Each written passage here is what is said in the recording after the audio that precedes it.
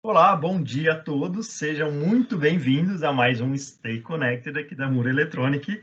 E agora com o assunto IO-Link, né? Na semana passada a gente teve a primeira parte com o Vitor falando aí sobre o IO-Link, sobre a aplicação, sobre várias características, né? Desse conceito de instalação que ele está explicando para a gente. Se você perdeu, né, acessa aí no nosso canal, né, a parte um. E agora você vai ficar com a parte 2 com o Vitor aí dando uma aula para a gente sobre a IO-Link. Bacana. Aí passando, né, para o tópico 2 aqui, né, falando sobre o menor tempo de comissionamento, né? Por que que o IO-Link, por que que eu vou gastar menos tempo com o IO-Link, né? Peguei dois exemplos aqui, um exemplo basicamente, né, que é bem fatídico aí, é bem comum na indústria. Então, só para explicar, né, a gente tem aqui como que é uma porta IO-Link, né, um M12 IO-Link. Então, é um M12 convencional, um M12 de sensor comum mesmo, né? No padrão A-Coded, geralmente tem uma norma IEC que rege essa padronização. E aí você tem o pino 1, que é geralmente a alimentação positiva, né, do 24 volts, também é um padrão da rede IO-Link trabalhar nesses 24 volts. E aí o pino 2, você pode usar, né, no caso dos nossos módulos aqui, né, a gente consegue ter tanto entrada, saída, né, ou um eventual diagnóstico ali, né, isso sem falar da rede IO-Link em si, né, e o pino 3 e o pino 5, o negativo, né, o 0 volts, e o pino 4 é justamente onde a gente tem a porta IO-Link. Então a gente tem um pino aí que faz essa conexão de rede, né. E aqui do lado direito a gente tem um exemplo, né, de uma conexão geralmente para bloco de válvula, né, ilha de válvula, e quantas conexões a gente reduz, né, utilizando um sistema IO-Link. Então a gente pegou um DB25 aqui, né, blocos de válvula passivo, por exemplo, de vários fabricantes aí utilizam esse padrão, né? E aí você tem 25 conexões, né? Muitas vezes você pega de um bloco de válvula e sai com um cabo ali, né? Você conecta já compra geralmente do fabricante esse conector DB25 com uma ponta aberta e faz uma conexão numa régua de Borne, faz essa conexão dentro do painel. Então você tem 25 conexões para você fazer dentro do seu painel. Então, a gente até faz uma comparação aqui, né, do convencional. Então, você tem um plug especial para isso, né? Você tem um DB25 para fazer essa conexão. Você tem 25 pinos, que você tem que, muitas vezes, conectar ponto a ponto dentro do seu painel. Você tem uma proteção baixa e uma quantidade muito grande de cabeamento. E quando a gente trabalha com a IO-Link, né, você consegue uma conexão padrão M12, como eu falei, né, o A-Code de um conector convencional, de 5 pinos, né, com uma proteção geralmente P67, quando a gente está falando de uma conexão M12, com uma proteção alta e a quantidade de cabos ali, né, a quantidade de conexões realmente muito baixas. Então a gente tem algumas vantagens aí quando a gente. Uma das vantagens principais justamente seria essa diminuição de conexão aí no campo. Sim, pô, você falou aqui de comprar esse DB25 já pronto, né? Na minha época eu lembro que eu soldava lá pino a pino desse Aham. DB25 aí, viu? É fácil, né? É tranquilo para fazer, né? Não dá nem dá trabalho, né? Ah, não, com certeza. E assim, né, eu acho que essa é uma vantagem realmente significativa do IO-Link, que ele simplifica bastante a fiação, né, a conexão. O fato de Sim. trabalhar com cabo A-coded, né, com padrão de cabo de sensor, também facilita muito, né? Então a gente está trocando lá um DB25 com várias conexões, se o cabo por algum motivo se rompe, a gente tem que refazer ele Nossa. inteiro, né? E o M12 com normalmente se usa 3 vias, né? Que é o pino 1, 3 e o 4, né? Sim, sim. Simplifica bastante a montagem. Então, essa eu acho que é uma vantagem bem legal da IO-Link. Legal, e uma vantagem, né, justamente no campo, né, voltando aí, né, sendo um pouco repetitivo, mas para aquilo que o IO-Link ele foi originalmente ali pensado. Legal? E aí, falando ainda, né, de menor tempo de comissionamento, quando a gente tem o IO-Link, né, a gente tem aqui são algumas características mesmo, né, então você tem uma parametrização bem simplificada, né, então até isso, acho que eu vou tocar nesse ponto aqui um pouquinho mais para frente, mas você consegue parametrizar um sensor, né, aquele sensor que demanda algum tipo de parametrização, algum tipo de ajuste, né, inicial, e você consegue simplificar essa padronização com alguma ferramenta do fabricante mesmo, né, do módulo ou do dispositivo que você está conectando. Então, geralmente essas ferramentas elas são até disponibilizadas de forma gratuita, né, justamente por ser um protocolo aberto. Então, você tem essa padronização aí, uma mais fácil parametrização do seu dispositivo, né? Você tem uma mínima interferência, né? Então, a gente viu que a gente reduz drasticamente a quantidade de cabos, né? Então, você falou que você soldava os cabos do DB25, então, talvez, né? Talvez isso acontecia, então, de dar um mau contato, de ter alguma interferência em alguma das vias ali, você está, geralmente, realmente, talvez montando um bloco de válvula e uma das válvulas não está atuando, né? Então, para você procurar esse tipo de falha também é muito complicado, né? E o IO-Link veio para simplificar, né? E aí os dados de configuração dos sensores ou atuadores, né? Eles vêm direto do sistema de controle, né? Ele fica no sistema de controle. Você não tem... se você, de repente, vai efetuar uma troca de um dispositivo IO-Link, né? No campo, é, todos esses dados de configuração, eles estão no seu sistema de controle. Então, você pode trocar o sensor ali, que você vai colocar um outro sensor IO-Link no lugar, que ele já vai estar parametrizado. Então, essa é uma das vantagens também nesse tempo de comissionamento aqui, voltado até para uma manutenção, né?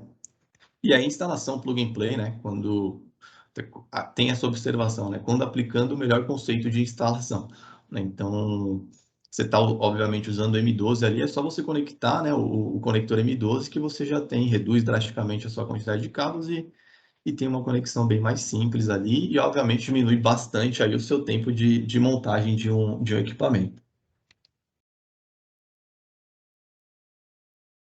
E aí, um outro ponto também do IO-Link, né, é a alta disponibilidade, né, a alta disponibilidade da sua planta ali, né, pensando em uma máquina, né, você consegue deixar ela funcionando por muito mais tempo, né, por quê? Porque você consegue ter um ganho de diagnóstico, né, você tem o diagnóstico do campo, você consegue, como eu falei agora, né, você consegue substituir um sensor você não precisa perder mais aquele tempo de parametrização. O parâmetro ele já fica salvo no seu sistema de controle, você só substitui aquele dispositivo e pronto, ele já está parametrizado, né? Ele pega os parâmetros do último dispositivo ali que você já tinha na sua configuração, né? Então, você substitui sensores, né, e atuadores de forma muito mais flexível, como no primeiro tópico, né? Então, a configuração dos dispositivos, né, ela é padronizada em todos os sistemas, né, justamente pelos pontos que eu citei um pouquinho mais atrás, né? Então, você consegue verificar, definir e salvar os parâmetros desses dispositivos, né? Integra facilmente os diagnósticos do sistema, né, do seu sensor e do seu atuador. Então, a gente falou lá, né, dos dados de evento, dados de processo que são transmitidos e disponibilizados via rede IO-Link. Então, você consegue integrar isso muito mais fácil com o seu PLC, com o seu sistema de controle, né? Então, essa, sem dúvida, é uma vantagem bem importante aí do sistema do IO-Link e, consequentemente, você consegue reduzir muito os seus custos ao longo do ciclo de vida aí do seu equipamento, da sua planta. Legal. Bom, esse tema, né, alta disponibilidade, eu acho que é um dos mantras aqui do Stay Connected. A gente fala demais de disponibilidade a fim de ganhar competitividade, né? E com a IO-Link, poxa, a gente está falando que ao invés de eu ter ali num sensor um bit de entrada, um bit de saída, é, que com a IO-Link a gente vai ter 32 bytes de informação. Então, dependendo do dispositivo que eu estiver usando, eu vou ter muita informação do meu processo. Então, muitas vezes eu vou conseguir antecipar uma falha.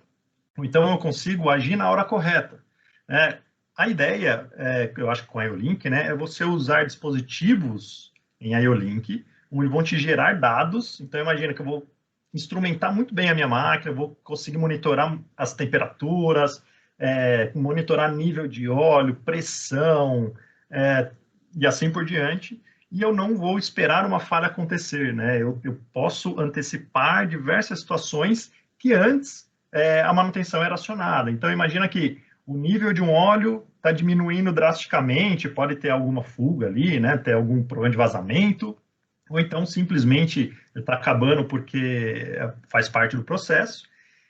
E às vezes a gente só fica sabendo quando passa ali do nível mínimo E aí a manutenção precisa ser chamada, às vezes para a máquina para resolver, pode ser para completar o óleo, né? Mas isso pode gerar uma parada de máquina, ou então de repente eu tenho algum equipamento que a temperatura está aumentando demais. Se eu sei que essa temperatura está fora da curva de funcionamento normal do dispositivo, eu aciono a manutenção, os responsáveis por isso, e eu planejo uma parada de máquina, né? Eu planejo um serviço.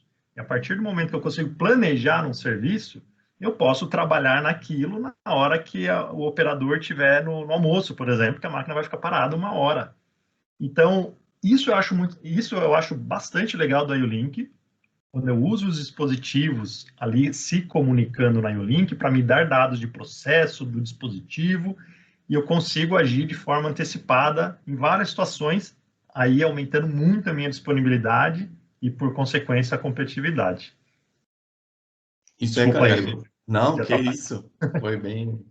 Agradeço aí, ó, as observações. Você tocou num ponto que é bem interessante para a gente, que a gente fala bastante também, né? Que é a questão do usar o dispositivo. Quando você usa o dispositivo IO-Link, você tem todo esse ganho que você falou, né? Você abre esse leque de possibilidades.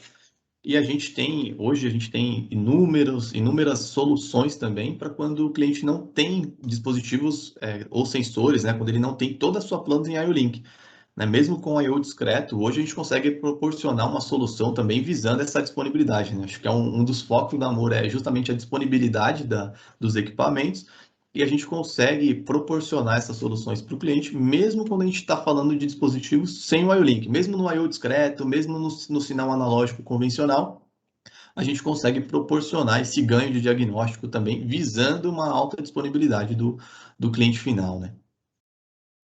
Isso aí, eu acho que aí volta a falar lá do conceito de instalação, né? Então, entender o que o cliente tem, né? O que pode melhorar dali de onde ele está, se é um projeto que vai iniciar do zero, se é um retrofitting, se é uma melhoria, se eu quero ter mais informações no meu processo, eu preciso instrumentar minha máquina, como que eu vou fazer isso? Então, é nesse ponto que entram os conceitos de instalação, né?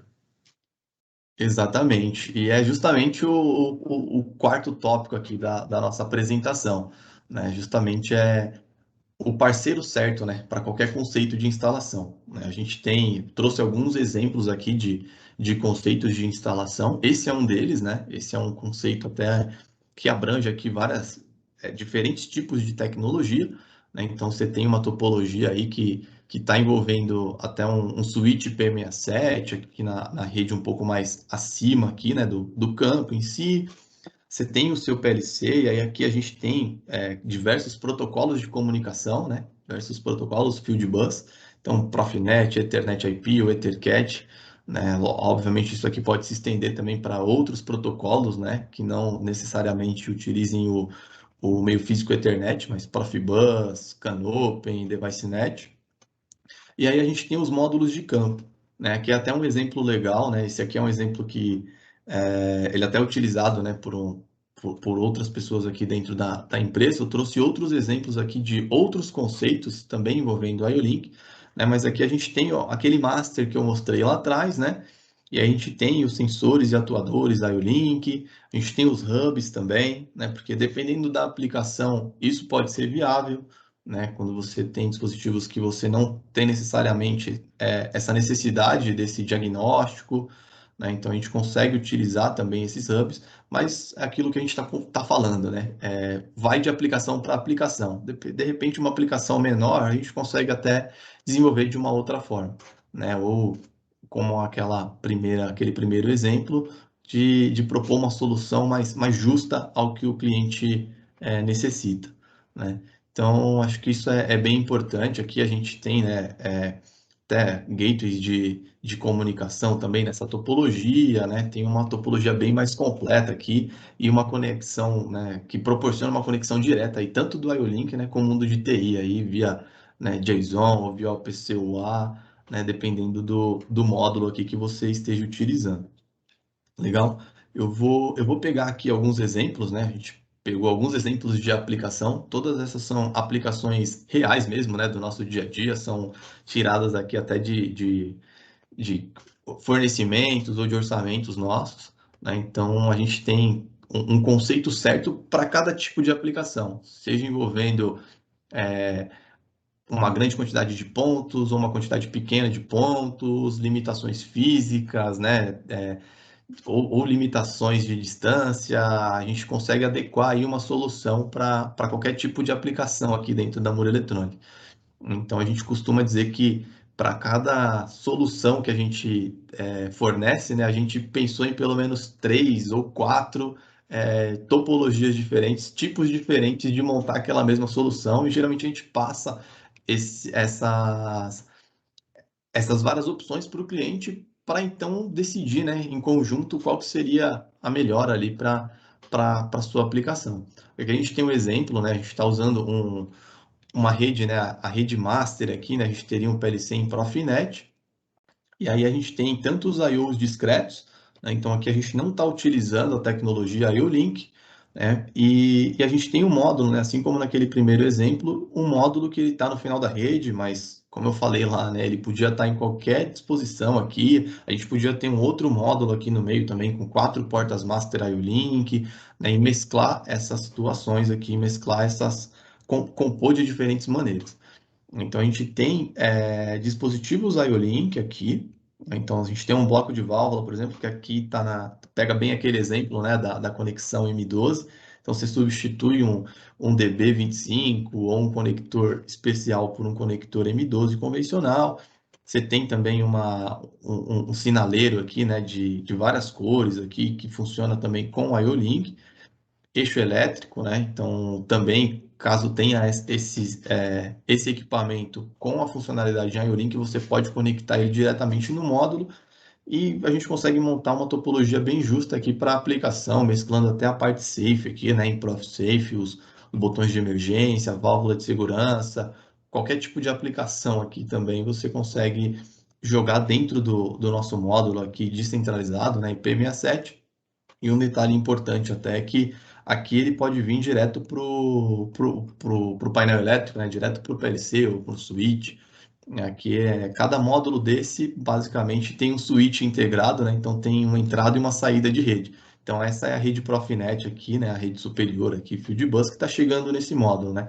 Não necessariamente esse módulo ele precisaria passar por esses daqui, né? Por esses módulos anteriores. Aqui foi mais para ilustrar aqui para o cliente, mas esse módulo ele poderia estar ligado diretamente lá dentro do painel, diretamente no PLC ou no switch. Né? E aqui a gente tem um módulo que é um gateway de diagnóstico que vai justamente no que a gente falou de disponibilidade. Então, esse módulo, por mais que a gente não tenha IO-Link nesses IOs discretos aqui, esse módulo ele consegue, né? Você consegue subir tudo que for referente a diagnóstico, tudo que for referente a acionamento de todos os IOs, né? Tanto do módulo aqui que tem as 4 portas Master IO-Link, quanto dos módulos aqui que são IOs discretos aí, como entradas e saídas, né? Ou se tivessem módulos também para sinais analógicos aqui, funcionaria da mesma maneira. E aí você tem um diagnóstico bem simplificado, né? Bem simples, você consegue acessar ele por um endereço, né? Um endereço IP, né? Na rede, você estando conectado, você consegue fazer acessar esse web server, né? Esse browser, e ter acesso a essas IHMs aí, essa IHM virtual, né? Essa IHM já pronta com todos esses diagnósticos e todas essas informações. Então, esse é um exemplo de uma aplicação.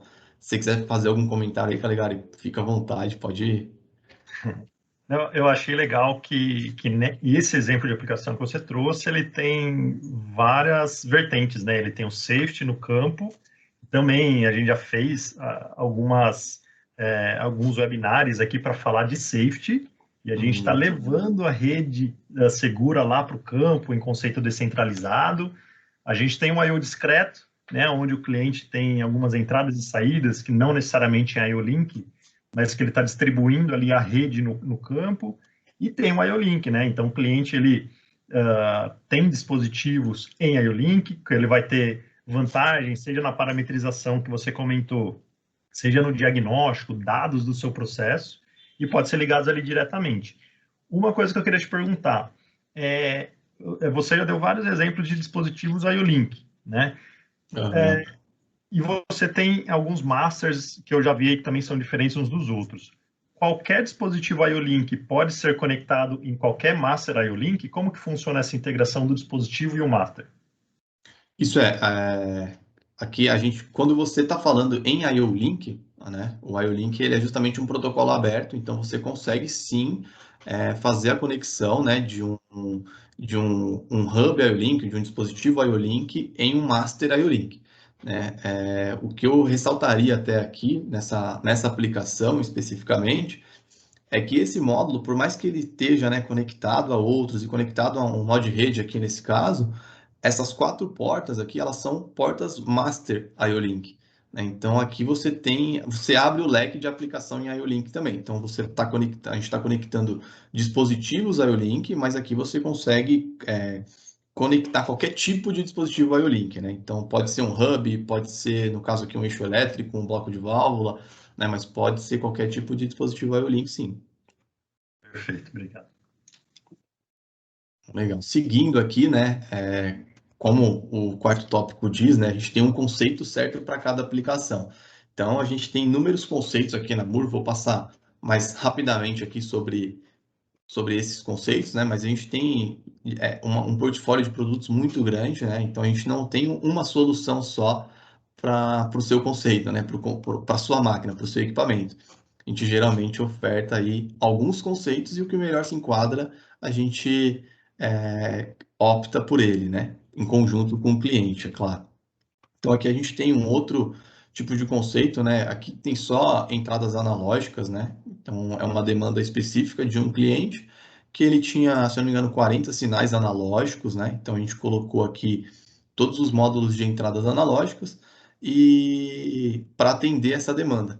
Né? Então aqui, né, como eu falei, né, a gente não está utilizando a tecnologia IO-Link nesse caso.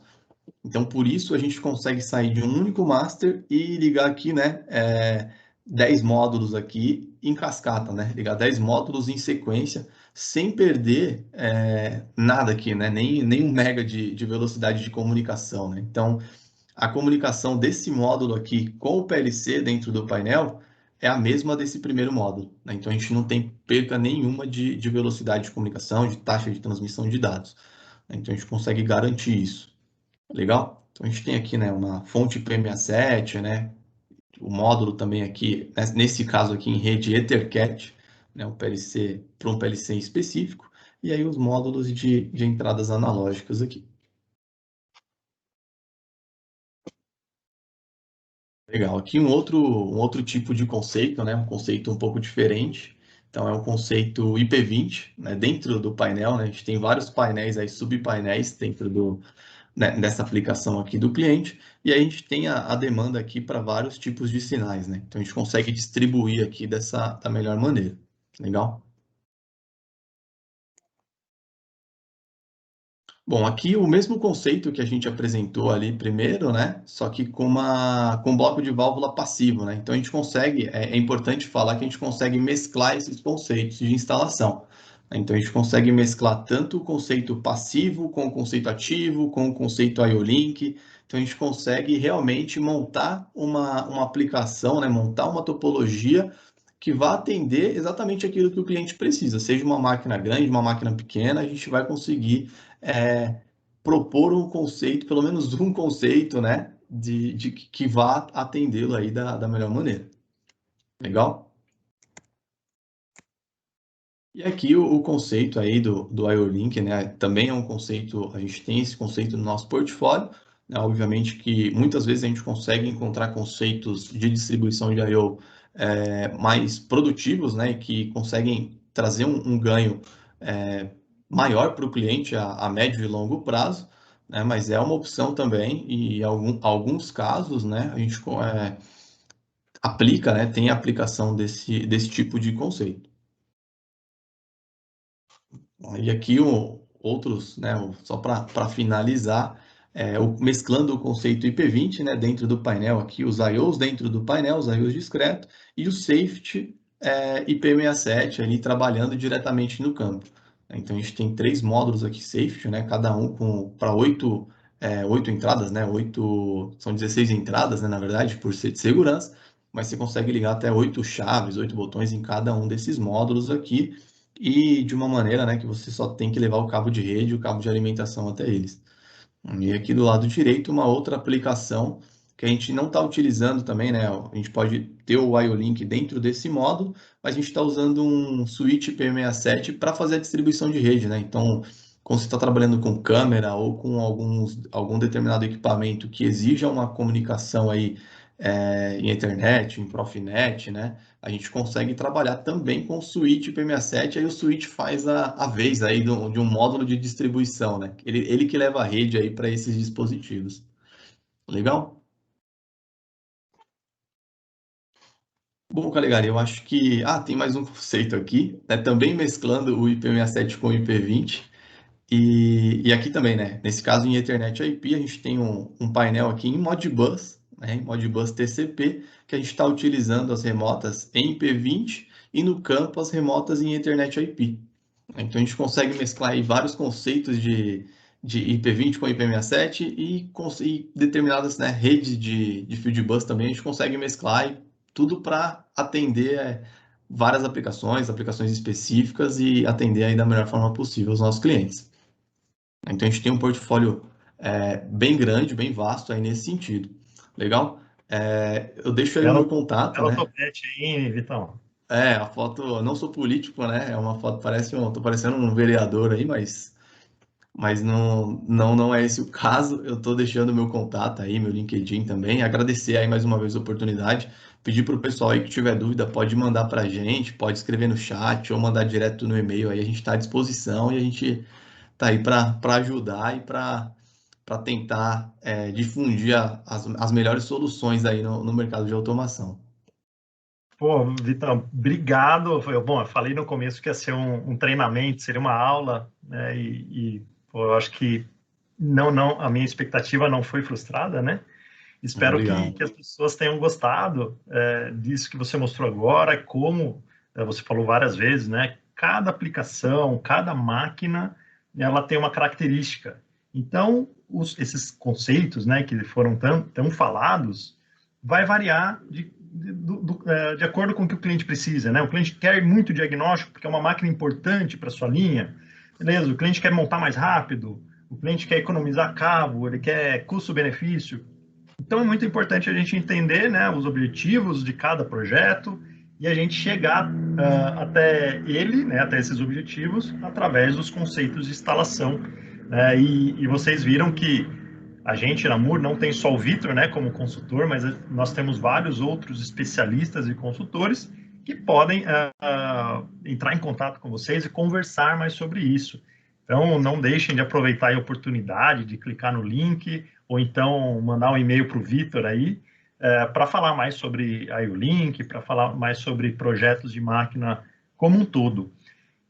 Pô, então, eu nem tenho mais pergunta para fazer para você, você detalhou bem. Eu só queria que você deixasse um recado final para quem assistiu, né? Se alguém tem mais dúvida, de repente convidar para ver o blog aí, também tem bastante material lá. Então, deixa um recado final aí para o pessoal. Não, legal. Queria agradecer mais uma vez aí a oportunidade, Caligari. Gosto bastante de participar aqui, sempre que sou chamado aí, recebo esse convite com bastante alegria aí. E, bom, para o pessoal, né, que tá assistindo, ouvindo a gente, o meu recado é para procurar, né, parceiros que estão dispostos a ajudá-los aí a encontrar o melhor conceito, a melhor solução para a aplicação deles.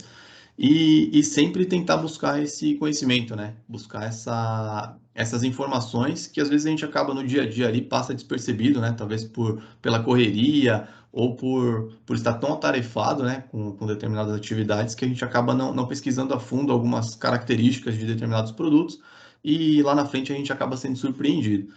Então, acho que o blog da Mura é um bom exemplo aí de conteúdos para elucidar legal aí essa características de redes, de dispositivos e de equipamentos também que a gente, não só que estão no portfólio da Mura aí, mas na indústria da automação aí como um todo.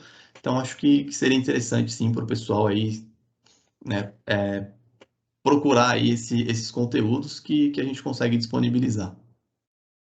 Beleza, então, obrigado mais uma vez. E a todos vocês aí que acompanharam tanto a parte 1 quanto a parte 2, convido para continuar acompanhando todas as quintas-feiras do mês. A gente ainda vai trazer mais conteúdo voltados para o IOLink, tá bom? Então, conto com vocês aí quinta-feira que vem, às 10 horas da manhã. Até lá e stay connected. Stay connected.